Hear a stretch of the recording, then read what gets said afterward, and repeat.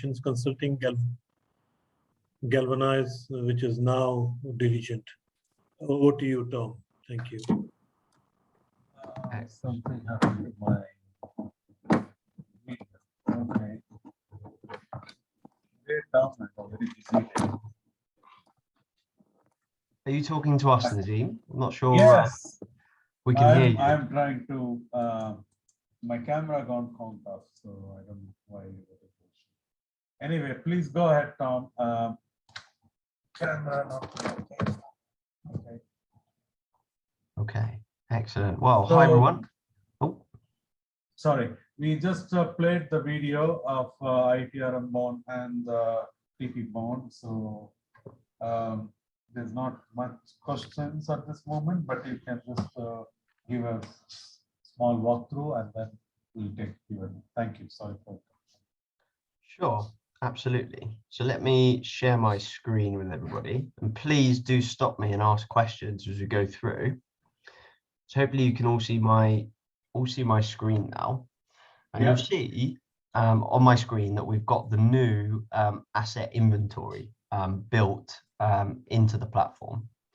And what I've got in here is an example of using the asset inventory for IT risk management. And what we're doing at the top level within our asset inventory is defining different types of assets.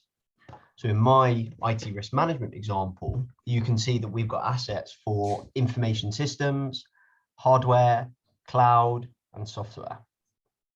In each of these inventories, what we're able to do is add and manage multiple different assets. On the top right-hand side, you'll see that I can press the Add Asset button to create a new asset into my inventory. But of course, an organization might already have all of their assets defined, and that's where we would integrate with the CMDB and ServiceNow, for example, and pull in the assets from those other applications. So let's create a new software asset. Let's have this asset as SAP, for example, SAP for HANA, and we'll click Add. You'll see that when we click Add, we're asked to enter information about this asset. So we're now inside the SAP for HANA asset. We can see then at the top, it's showing us where it is in our workflow, which we'll come to in a minute.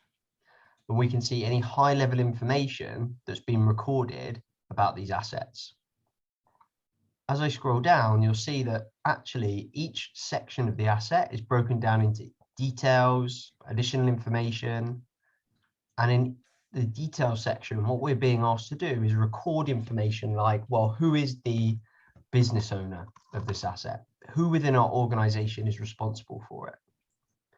Who is the technical owner of this asset within our organization?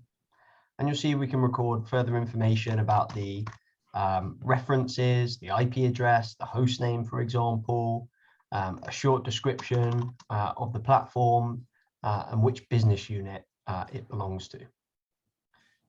Once we've saved that key information into the platform, what we're able to do is start moving through the workflow.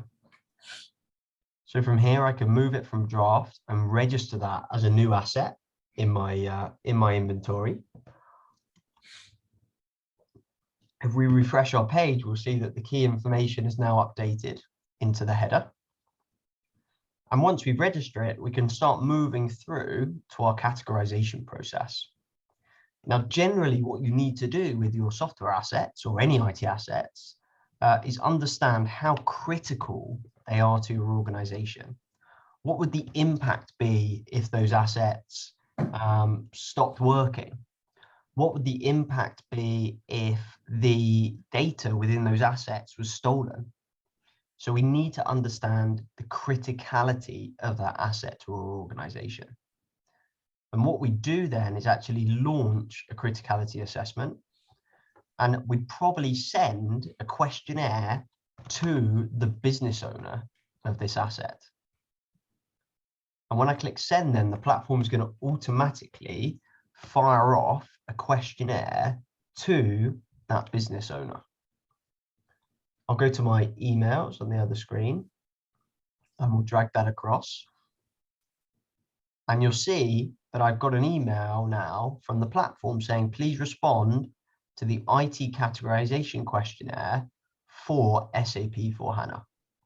We're going to look at the impact to your asset in terms of confidentiality, integrity, and availability. So what we can do is click on that. And of course, you'll all be familiar with the questionnaires in HighBond. And this is actually an out-of-the-box questionnaire. So it follows best practice on what the RSAM guys have been doing for a long time with their customers. You'll see we can record what type of information or data is stored. So we might say, well, it's employee information, customer information, financial information, because it's SAP. Who has access to this data? Well, it's going to be accessed by staff members and remote staff members. Next, we need to think about the integrity. So what's the legal implication if it's compromised? Well, if it's compromised, there's probably going to be a compliance investigation, and there might be some fines as well, because we've got customer and vendor details in there. Now, if it was compromised, how much in penalties would we need to pay? Well, probably less than 100,000. How much would it cost to recover the system information? Well, quite a lot, because it's all of the financial information in our organization. How damaging could this information be if a competitor was given to it? Well, I'd say severe. It's all our resource planning initiatives. And could it lead to fraudulent activity? Yes, definitely. Next, we're going to talk about availability. So how much data is stored and processed in this platform? Well, a high volume of data. It's our transactional data of our organization. What are the critical periods of access required for this asset? Well, we really need to view it hourly. If it's not available, who's affected? Well, the sales team can't process their sales. Our customers can't, we don't know who our customers are. Senior leadership can't do any planning. A majority of our employees can't raise purchase orders or give out payments, and our vendors would be severely implicated as well. And what would be the effect on revenue or sales? And we can just go through and click some of these things to understand what the impact would be to our organization. Okay. Now, with that information, what's going to happen in the platform is that it's going to actually automatically score the criticality of our asset based on the information provided. Yeah. Was that a question? No, thanks. Sorry. Okay. So you'll see now that the information provided through that questionnaire has been translated into the asset criticality level, confidentiality level, integrity level, and availability level. So what we're doing is automating the business impact assessment of the assets for our customers. From there, then, we can move forward through that workflow. So now we understand how critical this application is to our organization. We understand what we need to do in terms of checking the risks and the controls associated to this asset because of its criticality. And what we need to do next then is define, well, which risks and controls, which frameworks are going to be used to make sure this asset is secure, that it's governed correctly, and it's managed. So I can slip down then to my frameworks. And I'm going to connect this asset then to my IT application governance framework. So I can go into it here, go to processes, select systems access management, for example, and I can check that my software assets are associated to this asset type. Okay. And now in a project, we can assess the risks and controls associated to that asset. in a project, for example, we can then go to my IT compliance review, audit. We can go to planning. We can go to scope. And now we can scope those assets that we've put into our inventory into our project. So for example, here's SAP for HANA again. And we can select which sections then of our IT application governance framework are relevant. I'm going to say systems access management, availability management, all of this stuff is relevant, right? And click continue. Save and scope those assets. And now what you'll see then, against a control, for example, if we go down to one of our control assessments,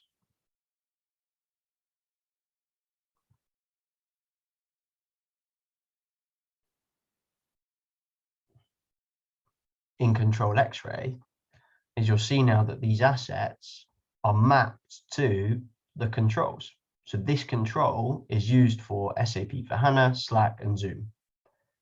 I can click on SAP for HANA, and it will take me back to those details that we were looking at before related to it.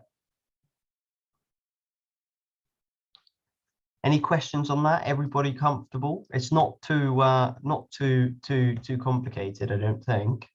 It's quite an out of the box product.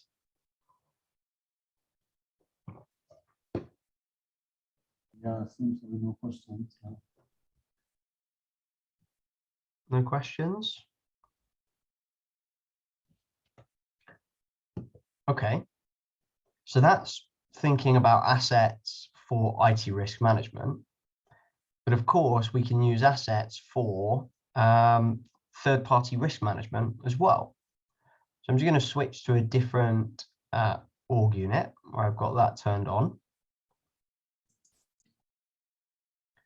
And you'll see here again, we've got my asset inventory. And you'll see in this example now, I've got a third-party asset type.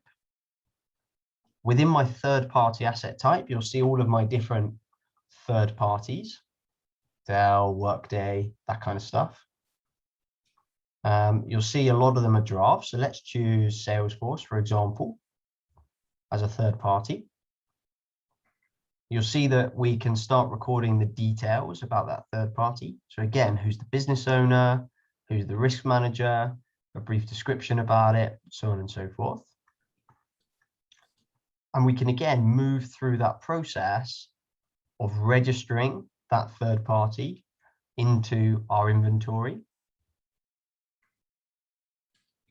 We then want to categorize, i.e. we want to find out about the impact, the implications of using this third party. So in the same way as we were doing for our IT assets, we want to understand what data they'll be storing, how critical they are to our organization, and all that stuff.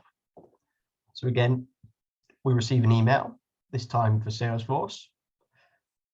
I'll click on that response button here, and you'll see we get a similar questionnaire. So what type of data is stored, so on and so forth. Let's fill out some of this stuff.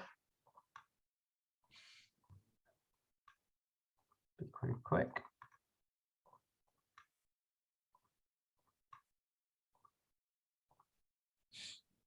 Okay.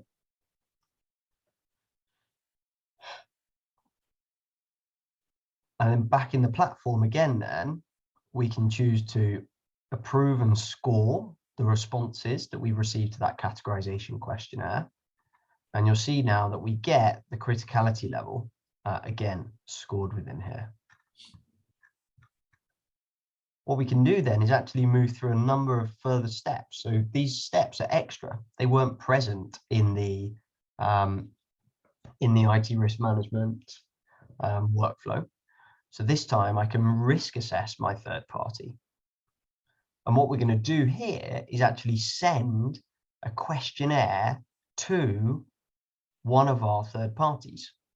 And these questionnaires out of the box are built using industry standards, so CIIQ or SIG Lite.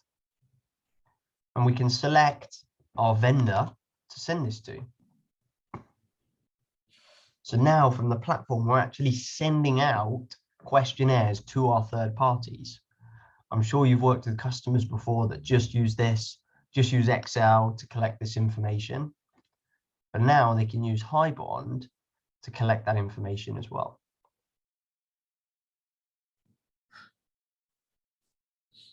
Okay, so you'll see now we're asking for the company profile, about judgments, about information security aspects. And you'll see again, this out of the box question is very extensive. It's asking lots of questions.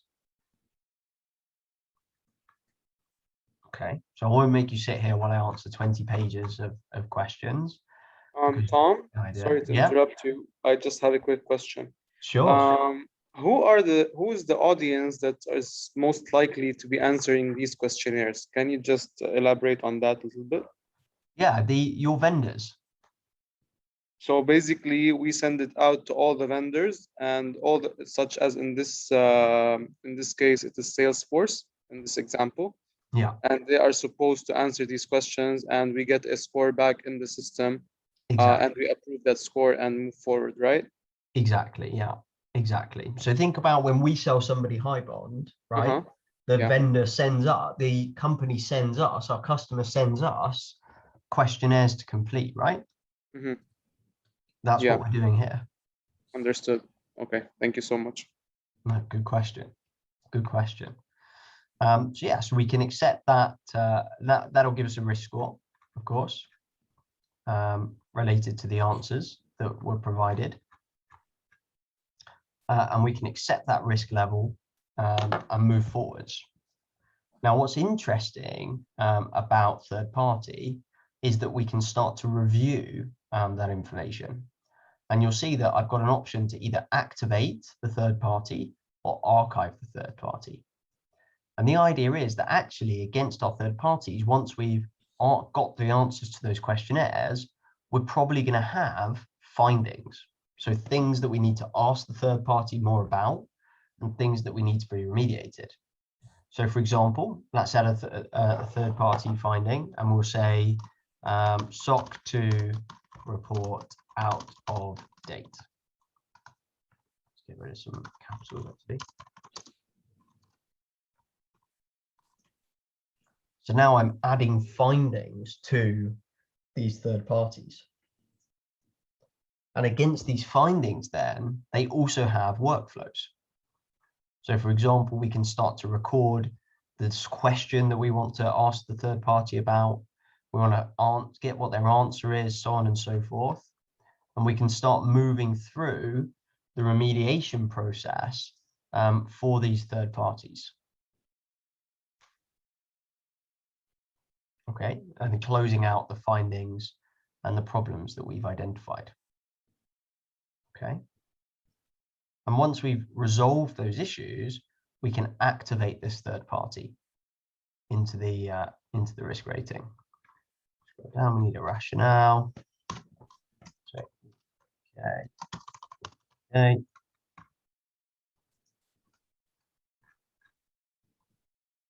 And we'll activate. So now this is an active third party.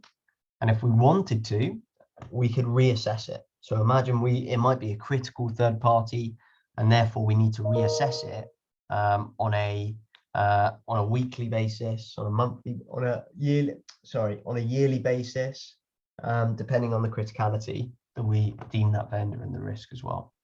Okay. So I've shown you two workflows using the new assets module, one for third-party risk management and one for IT risk management. But I want you to think about that actually they're just configurations of the new assets in the platform. This is an alternative that I designed for a customer the other day. They needed a privacy by design process. Okay. Could be a conflicts of interest register, a new product approval process, a incident register. Now, that might be something that we would have had to try and do through results before. It might have been something we had to say no to.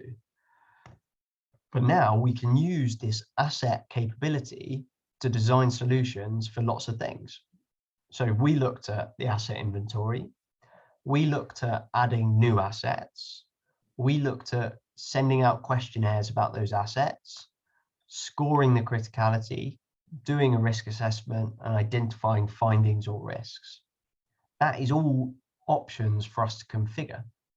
So for example, for an incident process, we might identify an incident. We might then send out questionnaires to collect information about that incident. We then might do an assessment to understand the business impact. And then we identify risks or findings and remediate those.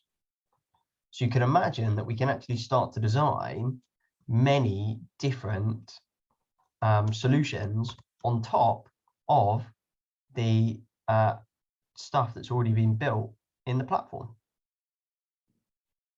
Tom, and Yeah. just another question. So have you ever come across a scenario where in the scoring level, on the scoring part, the score was not approved or it wasn't satisfying? What do you mean in terms of the score's too high? Yeah, maybe. So we don't want to approve it. Yeah, definitely. So let's if we could move back, I would, but absolutely. You know, before we didn't have to approve it, we probably would have had a finding around, you know, the risk score is too high. Okay.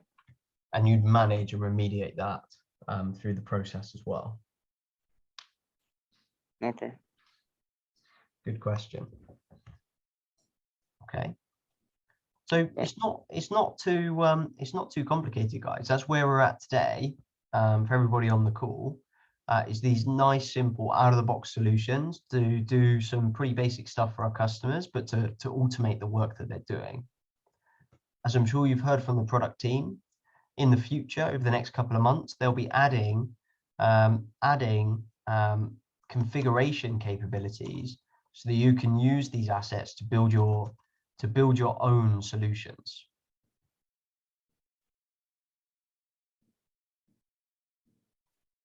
It's pretty exciting when you think about all of the different things we can do with those new assets.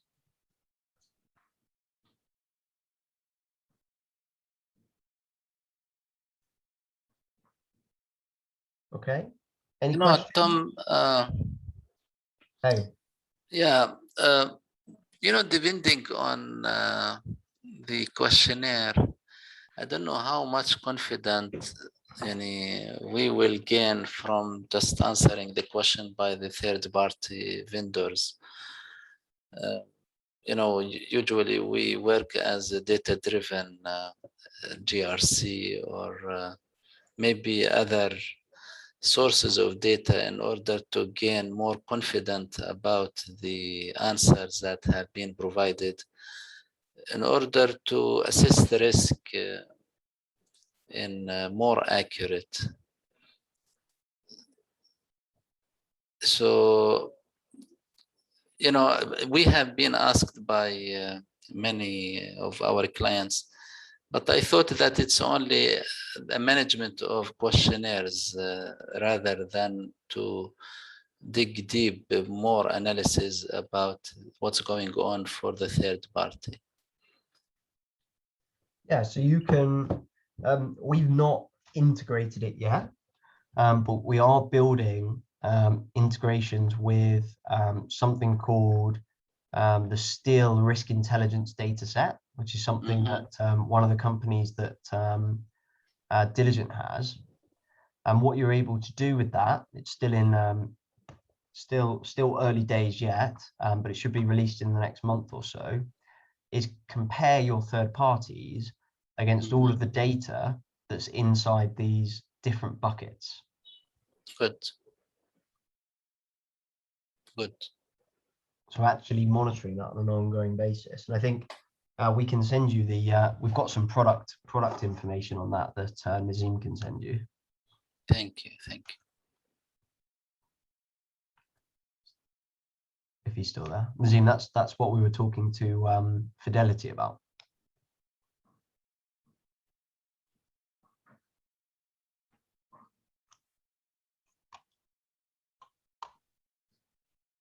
So Tom, is this for the IT risk management and for the third-party risk management? I think robotics can also play a big role in gathering information as well and doing some analysis that would back up these findings or scorings that we are assessing.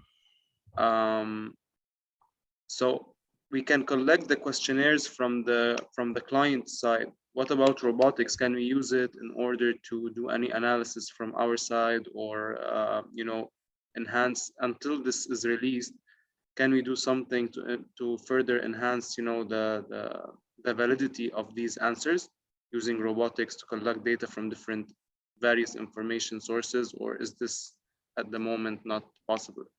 It is possible. It's just not something we've built yet, because obviously it's very new.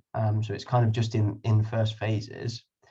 If we go back, you can actually look at the robots that are already doing this work for us. So if I click on robots here, you'll see that there are a number of third-party robots now in the platform. So for example, when we're doing the risk scoring from the criticality assessments, you'll see that that is actually a Python robot running in the background. So this is the robot that is related to HighBond, right? Not the one that is the conventional one. Exactly. Yeah. This is the new HighBond Python robots. Yeah. Yeah. You can. These are open for modifying, right? So you could build your own Python robots on top of this that would add in information. Yeah. So you could connect it to security scorecard, to Dun & Bradstreet, and start feeding in that extra information. That's the plan. Right. Looks great. And this all runs in the cloud, so you don't need to get your customers to install anything to use it. Yeah.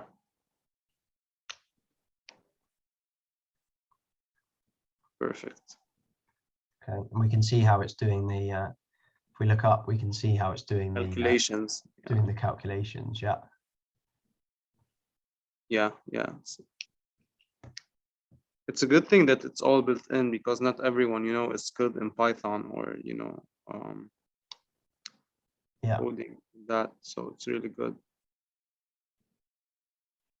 Perfect. Yeah. Thank you. Just gonna break it up, and you'll see all the others in here as well.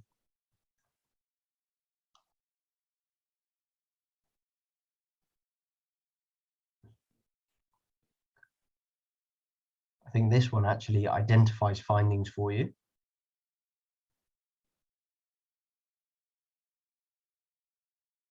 Based on the information that's come through that questionnaire.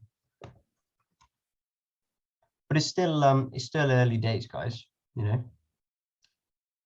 Yeah, I guess there are a lot of enhancements coming down the road. Yeah, a huge amount. Yeah. A huge amount, because what we've done, what the development team have done, is not really built a IT risk management solution or a third-party risk management solution. That's just the first configuration of that solution. When you think about it, what they've done is build a very flexible inventory and workflow engine behind the scenes. And they've built HighBond robots to help us automate that process and automate the scoring. It's just ITRM and TPRM are the first configurations that we've released using those new capabilities. So it was a huge amount of work. Right. I attended maybe a few weeks back or a few months back a session how to set up this in HighBond from a technical point of view, and it's not easy to not at the moment, no. Yeah. Is there any enhancements coming down the road to become more user-friendly and a bit more easier for us to Absolutely. There's two key enhancements coming down the road. So number one is absolutely that we want it to all work as a toolkit. just like audit, risk, and compliance, these things are very easy to work with. Exactly. So everything will work as a toolkit, right? Yeah. And also, instead of using the APIs to configure different workflows in here, there will be a configuration front end, an actual user interface to do that. So you'll be able to invent loads of different things as much as you want. It's just that's coming, next year. That's great. That's great. We were in a session and it was all moving too fast and it was very technical. Yeah, I've done it myself. I've gone through those instructions myself, and it does take a long time.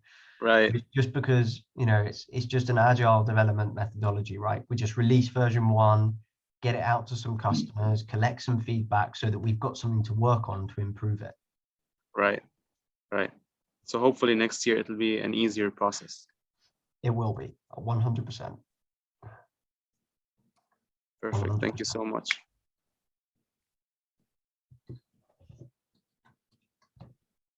Cool. Okay. Unless there's any more questions, I'll leave you to get back to your day then. I think that's it. Thank you so much, Tom, for joining. It was a very good session, very straight to the point. Thank you for the good news, especially on the last point. And again, we always enjoy your sessions, very informative. Thank you so much. Thank you, so Tom. much, Thank everybody. you very much. Thank you. Bye-bye. Thank you, Tom. Thank you, all of you. Thank you, everyone, for joining. And we will Is there provide anything all the more left, material. or is there anything more left? No, I already deliver about about ICAEA, and I hope it was knowledgeable for all the participants. And thank you very much. We will send you all the material anyhow, inshallah. Thank you very much. Thank you. Thank you. Have a great day. Okay. Bye-bye. Thank you. Thank you. Thank you all. Thank you. Thank you. Bye-bye. Thank you.